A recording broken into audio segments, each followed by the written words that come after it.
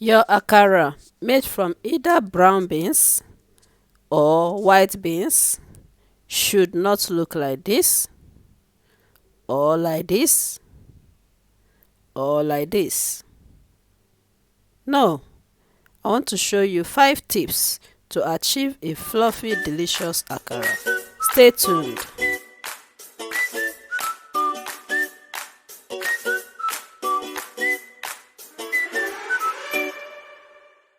Akara is one of our West African treasured delicacy, and it's often used as breakfast. But that is not to say you can't eat it at any other time.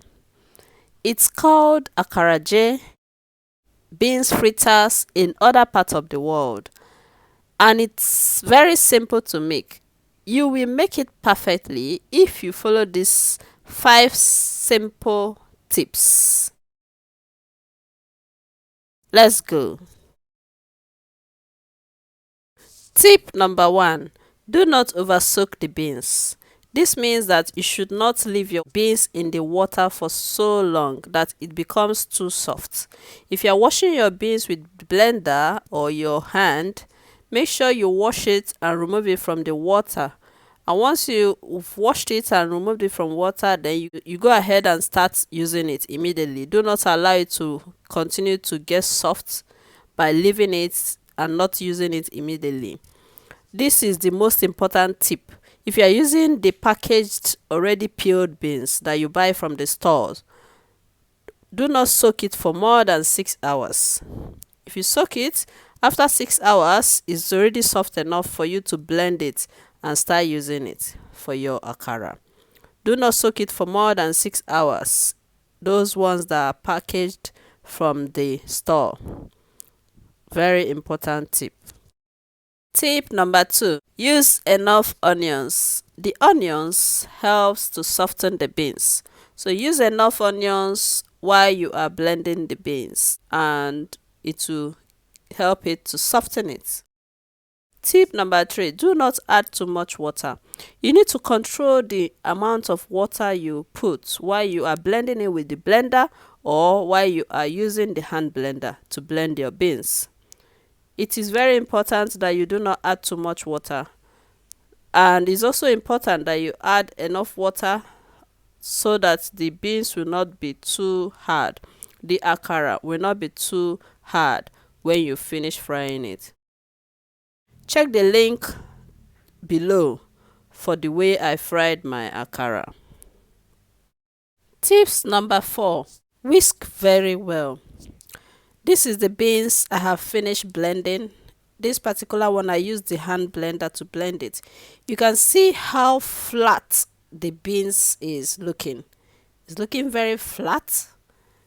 By the time I finish whisking it, you will see how fluffy it will be. Can you see that? I've whisked it for about 7 minutes with the hand whisker. You can use the electric whisker if you want, but I prefer using the hand. It's easier for me. You can see how fluffy it is. Now your akara is so fluffy that when you fry it, it will be bouncing in the oil. It will bounce back in the oil. So to achieve this, if the beans had been over soaked, there's no amount of whisking that I whisk it that it will become like this.